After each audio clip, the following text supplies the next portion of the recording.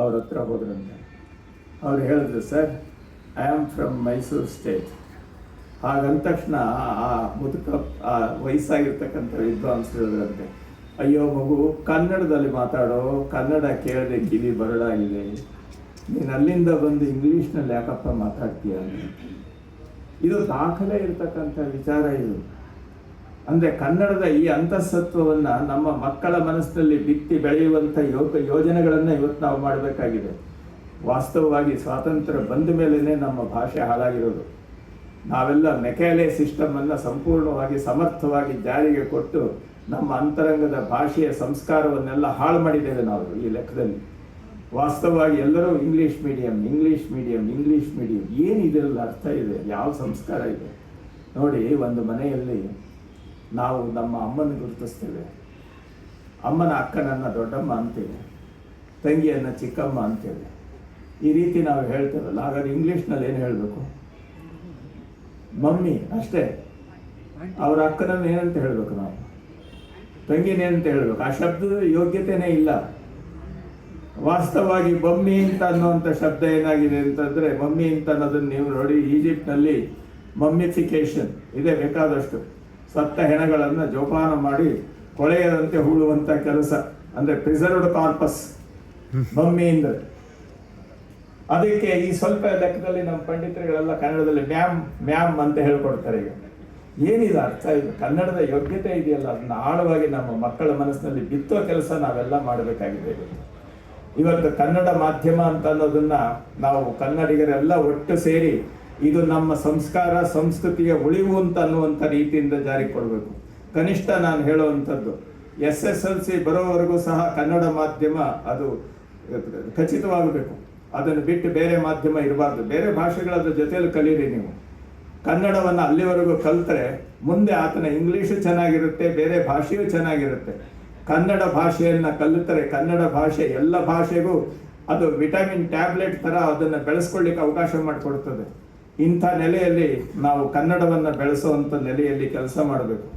ನೋಡಿ, 56-57ನೇ ಇಸ್ವಿಯಲ್ಲಿ middle school ಓದ್ತಾ ಇದ್ದೆ ನಾನು. ಅದರಲ್ಲಿ 2 ಪದ್ಯಗಳು ಹೇಳ್ತೇನೆ. ತಂದೆ ಬಾಲ್ಯದೊಳ ಅಕ್ಷರ ವಿದ್ಯೆಗಳ ನರುಪದಿರ್ದೊಡೆ ಕೊಂದಂ, ಲಕ್ಕಧನ ಮಿರಲು ಕೆಡಗು, ಚಿಕ್ಕಂದಿನ ವಿದ್ಯೆ ಪೊರಗು ಚೂಡಾರತ್ನ. ಇದು ಮಿಡ್ಲ್ ಸ್ಕೂಲ್ ಟೆಕ್ಸ್ಟ್ ಬುಕ್ ನಲ್ಲಿ ಇದ್ದಂಥ ಪದ್ಯ ಇದು. ಅಂದ್ರೆ ವಿದ್ಯಾಭ್ಯಾಸ ಎಷ್ಟು ಮುಖ್ಯವಾದದ್ದು, ತಂದೆ ಐಶ್ವರ್ಯ ಕೊಡೋದಕ್ಕಿಂತಲೂ ಹೆಚ್ಚು ನೆತ್ತಿಗೆ ವಿದ್ಯೆಯನ್ನು ಕೊಡಬೇಕು ಅಂತ ಹೇಳಿದಂಥ ಮಾತು. ಇದಿಷ್ಟೇ ಅಲ್ಲ, ನಾವು ಡಿಗ್ರಿ ಹೋಲ್ಡರ್ಸ್ ಇವತ್ತಿನ ಪರಿಸ್ಥಿತಿ ಏನಾಗಿದೆ? ರತ್ನಾಕರ ವರ್ಣಿ ಹೇಳ್ತಾನೆ, ಶಾಸ್ತ್ರಂ ಬಂದೊಡೆ ಶಾಂತಿ ಸೈರಣೆ ನಿಗರ್ವಂ ನೀತಿ ಮೆಲ್ವಾತು ಮುಕ್ತಿ ಸ್ತ್ರೀ ಚಿಂತೆ ನಿಜಾತ್ಮ ಚಿಂತೆ ನೆಲವೇಳ್ಕುಂ ಅಂತಲ್ಲದ ಶಾಸ್ತ್ರದಿಂ ದುಸ್ತ್ರೀ ಚಿಂತೆ ದುರ್ವಿನೀತಂ ಕಲಹಂ ಉದ್ಗರ್ವಂ ಮನಂಗೊಂಡೊಡೆ ಆ ಶಾಸ್ತ್ರಂ ಶಸ್ತ್ರಂ ಶಾಸ್ತ್ರಿ ಶಸ್ತ್ರಿಕನಲ ರತ್ನಾಕರಾಧೀಶ್ವರ. ಇದನ್ನ ಮಕ್ಕಳು ಕಲಿಸ್ಬಾರ್ದ? ಯಾಕೆ ಈ ತರ ಆಯಿತು? ನಮ್ಮ ಕನ್ನಡ ಟೆಕ್ಸ್ಟ್ ಬುಕ್ಗಳಲ್ಲಿ ಅವನ್ನೆಲ್ಲ ತೆಗೆದು ಹಾಕ್ಬಿಟ್ರಲ್ಲ. ಇವೆಲ್ಲ ಇರ್ರೆಲೆವೆಂಟ್ ಯಾಕಂತ ಆಯ್ತು ಇದು? ಅಂದರೆ ಕನ್ನಡತನವನ್ನ, ಕನ್ನಡದ ಆಳವನ್ನ, ಸಂಸ್ಕಾರವನ್ನ ನಮ್ಮನ್ನ ಪಕ್ಕಕ್ಕಿಟ್ಟು ನಮ್ಮನ್ನ ವಿದೇಶಿ ಗುಲಾಮರಾಗಿ ಬೆಳೆಸುವಂತಹ ಒಂದು ದುಷ್ಟ ಆಲೋಚನೆಗಳು ಕನ್ನಡವನ್ನು ದೂರ ಮಾಡಿದ್ವು. ಇವತ್ತು ಕನ್ನಡ ಟೆಕ್ಸ್ಟ್ನಲ್ಲಿ, ಇವತ್ತು ಡಿಗ್ರಿ ಕ್ಲಾಸ್ನಲ್ಲೂ ನಾನು ಹೇಳಿದ ಪದ್ಯಗಳಿಲ್ವಲ್ಲ. ಯಾಕೆ? ಕನ್ನಡದ ಯೋಗ್ಯತೆಯನ್ನು ನಾವು ಸರಿಯಾದ ರೀತಿಯಿಂದ ಕೊಟ್ಟರೆ ಇಡೀ ಕನ್ನಡ ಜಗತ್ತಿಗೆ ಬೆಳಕಾಗ್ತದೆ. ಇವತ್ತು ಕನ್ನಡದ ಅಭಿಮಾನ ಇಲ್ಲಿ ನಾವು ಕಳ್ಕೊಂಡಿದ್ದೇವೆ, ಇನ್ನೊಂದು ಕಡೆ ಬೆಳೀತಾ ಇದೆ. ಅಮೆರಿಕಾದಲ್ಲಿ ಈ ಬೇರೆ ಭಾಷೆಗಳ ಮಾಧ್ಯಮದಲ್ಲಿ ಶಾಲೆಗಳನ್ನು ನಡೆಸಲಿಕ್ಕೆ ಕನ್ನಡ ಮಾಧ್ಯಮಕ್ಕೂ ಸಹ ಅಧಿಕೃತವಾದಂಥ ಮನ್ನಣೆ ಸಿಕ್ಕಿದೆ. ನಾಳೆ ಬೆಳಿಗ್ಗೆ ಏನಾಗ್ತದೆ, ಅಲ್ಲಿ ಕನ್ನಡ ಕಲಿತವರು ಜಾಸ್ತಿಯಾಗಿ ನಾವು ಕನ್ನಡ ಕಲಿಬೇಕಾದ್ರೆ ಅಮೆರಿಕಕ್ಕೂ ಕನ್ನಡ ಕಲಿತು ಬರಬೇಕು ಅನ್ನುವಂಥ ರೀತಿ ಆದರೆ ಇದು ನಮ್ಮ ಮಕ್ಕಳ ದೌರ್ಭಾಗ್ಯನೋ ಅಥವಾ ನಮ್ಮ ಅಜ್ಞಾನನ ಯೋಚನೆ ಮಾಡಬೇಕಿದೆ. ಈ ಲೆಕ್ಕದಲ್ಲಿ ನಮ್ಮ ವ್ಯವಸ್ಥೆಯನ್ನು ಸಹಜವಾಗಿ ಗಮನಿಸಬೇಕು.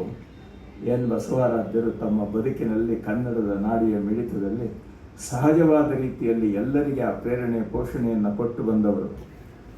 ನೋಡಿ, ನಾವು ಸಹ ಅಷ್ಟೇ, ಅಧ್ಯಯನಕ್ಕಿಂತಲೂ ಬರೀ ಇನ್ನೊಬ್ಬರು ದೊಡ್ಡವರು ಹೇಳಿಬಿಟ್ರು ಅಂದರೆ ಸಾಕು, ನಮಗೆ ಭಾಳ ದೊಡ್ಡದಾಗ್ಬಿಡುತ್ತೆ. ನಾವು ಕರ್ನಾಟಕದ ಇತಿಹಾಸದಲ್ಲಿ ಕನ್ನಡದ ವ್ಯವಸ್ಥೆಗೆ ಬಂದಾಗ ವಿಜಯನಗರ ಸಾಮ್ರಾಜ್ಯ ಅಂತ ನಾವು ಹೇಳ್ತೇವೆ. ವಿಜಯನಗರ ಸಾಮ್ರಾಜ್ಯ ಅಂತ ಯಾವುದೇ ಶಾಸನ ಇಲ್ಲ. ಹಂಪಿಯಲ್ಲಿ ಬಂದದ್ದು ಕನ್ನಡ ಸಾಮ್ರಾಜ್ಯ, ಅದಕ್ಕೆ ಯಾವುದೇ ಹೆಸರಿತ್ತು? ಕರ್ನಾಟಕ ಸಾಮ್ರಾಜ್ಯ ಅಂತ. ಎಲ್ಲ ಶಾಸನಗಳಲ್ಲೂ ವಿಜಯನಗರದ ಕೃಷ್ಣದೇವರಾಯರ ಬಗ್ಗೆ ಬಂದಂಥ ಶಾಸನ, ತಿರುಪತಿಯಲ್ಲಿರುವಂಥ ಶಾಸನದಲ್ಲಿ ಕರ್ನಾಟಕ ಆಂಧ್ರ ಸಾರ್ವಭೌಮ ಅಂತಿದೆ, ವಿಜಯನಗರ ಆಂಧ್ರ ಸಾರ್ವಭೌಮ ಅಂತಿಲ್ಲ. ಎಲ್ಲ ಶಾಸನಗಳಲ್ಲೂ ಬಂದಿರೋದು ಕರ್ನಾಟಕ ಅನ್ನುವಂಥ ಶಬ್ದ. ಆದರೆ ಯಾತಕ್ಕೆ ಇದು ವಿಜಯನಗರ ಸಾಮ್ರಾಜ್ಯ ಅಂತ ಪರಿವರ್ತಿತವಾಯಿತು? ಯಾರೋ ವಿದೇಶೀಯರು ಬಂದರು, ಇಲ್ಲೆಲ್ಲ ನೋಡಿಕೊಂಡು ಇದರ ವೈಭವವನ್ನು ಹೇಳ್ತಾ ಹೋದರು. ಅವರಿಗೆ ಕರ್ನಾಟಕ ಅನ್ನೋ ಅರ್ಥ ಗೊತ್ತಿರಲಿಲ್ಲ. ರಾಜಧಾನಿ ವಿಜಯನಗರ ಆಗಿತ್ತು, ವಿಜಯನಗರವನ್ನು ವಿಜಯನಗರ ಸಾಮ್ರಾಜ್ಯ ಅಂತ ಹೇಳಿಬಿಟ್ರು ಅಷ್ಟೇ. ಇದನ್ನು ಇಟ್ಕೊಂಡು ನಮ್ಮ ಪ್ರಥಮ ಪ್ರಧಾನಮಂತ್ರಿಗಳು the glory that was Vijayanagar ಅಂತ ಅಂದ್ಬಿಟ್ಟು ಒಂದು ಅದ್ಭುತವಾಗಿರುವಂಥ ಲೇಖನ ಬರೆದುಬಿಟ್ರು. ನೆಹರು ಹೇಳಿದ್ದಾರೆ ಅಂತಂದರೆ ಇದು ವಿಜಯನಗರ ಸಾಮ್ರಾಜ್ಯನೇ. ಅವ್ರು ದೊಡ್ಡವರು ಹೇಳಿದ್ದಾರೆ, ಇದು ಹೆಂಗೆ ಬದಲಾಯಿಸೋದು? ನಮ್ಮ ಅಧ್ಯಯನ ಮತ್ತು ಚಿಂತನೆಗಿಂತಲೂ ಸಹ ಬಾಲ ಬಡುಕುತನ ಜಾಸ್ತಿಯಾಗಿ ನಮ್ಮ ಭಾಷೆಗೆ ಅವಮಾನ ಆಗ್ತಾ ಇದೆ. ಅದನ್ನು ಹಾಗಾಗದೆ ನೋಡಿಕೊಂಡಂಥ ಅಪರೂಪದ ವ್ಯಕ್ತಿಗಳ ಸಾಲಿನಲ್ಲಿ ಮುಕುಟಮಣಿಯಾಗಿ ನಮ್ಮ ಎನ್ ಬಸವರಾಜರು ನಮ್ಮ ಜೊತೆಯಲ್ಲಿ ಇದ್ದಾರೆ. ಅವರನ್ನು ನೆನೆಸ್ತಾ ಇದ್ದೇವೆ ಅಂತ ಅನ್ನೋದೇ ನಮಗೊಂದು ಭಾಗ್ಯ.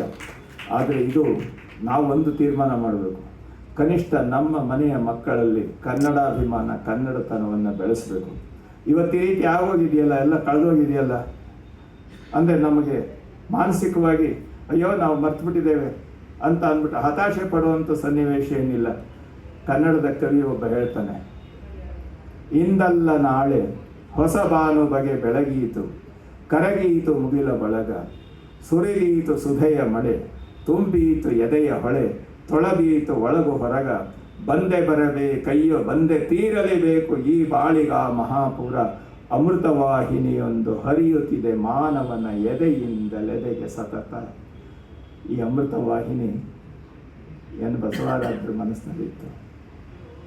ಅದು ಈ ಕಾರ್ಯಕ್ರಮವನ್ನು ನಿರೂಪಣೆ ಮಾಡಿದಂಥವರ ಹೃದಯದಲ್ಲಿ ಚಿಲುಮೆಯಾಗಿ ಹುಟ್ಟಿತು. ಅದು ಹೊಳೆಯಾಗಿ ಹರಿಯಿತು ಅದರ ಬಗ್ಗೆ ಮಾತನಾಡಿದಂಥ ಎಲ್ಲ ಹಿರಿಯ ಅನುಭಾವಿಗಳ ನೆಲೆಯಲ್ಲಿ.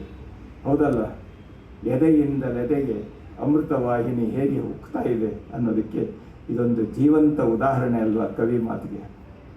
ಆ ರೀತಿ ನಮ್ಮ ಮನೆಗಳಲ್ಲೂ ಇದಾಗುವಂತೆ ನಾವು ಬೆಳೆಸಬೇಕು ಅಂತ ಅನ್ನುವ ದೂರದೃಷ್ಟಿಯನ್ನು ಇಟ್ಟುಕೊಂಡು ಈ ಒಂದು ಕಾರ್ಯಕ್ರಮವನ್ನು ವ್ಯವಸ್ಥೆ ಮಾಡಿ ತಾವೆಲ್ಲ ಹಿರಿಯರು ಬೆಳಗಿನಿಂದ ಸಂಜೆವರೆಗೂ ಸಹ ಈ ಚಿಂತನೆಯಲ್ಲಿ ತಪಸ್ವಿಗಳಂತೆ ಭಾಗಿಗಳಾಗಿದ್ದೀರಿ. ನಿಮ್ಮೆಲ್ಲರ ಸಂಕಲ್ಪ ಸಾಕಾರಗೊಳ್ಳಲಿ, ನಮ್ಮ ಹಿರಿಯರ ಕನಸುಗಳೆಲ್ಲ ನೆನಸಾಗಲಿ.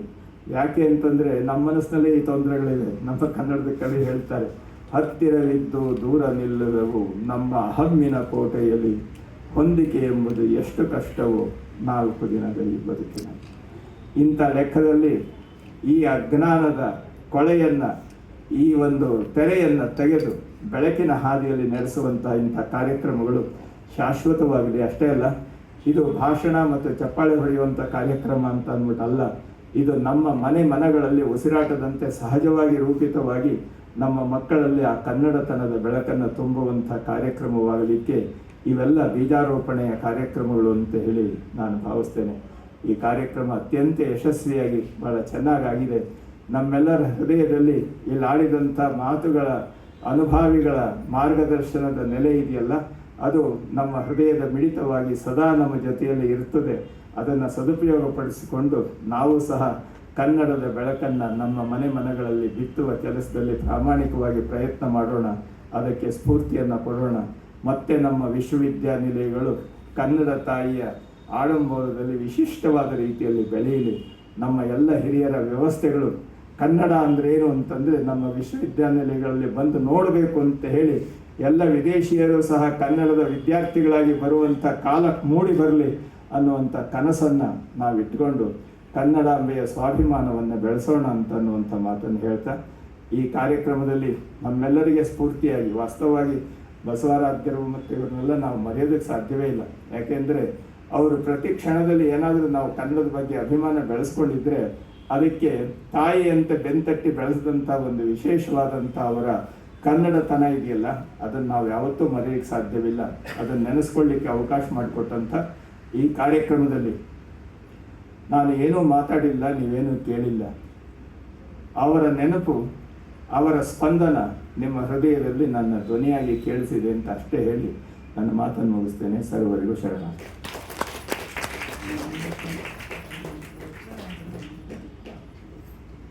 ಪ್ರೊಫೆಸರ್ ಎನ್ ಬಸವರಾಜರ ಮಾತೃ ಹೃದಯ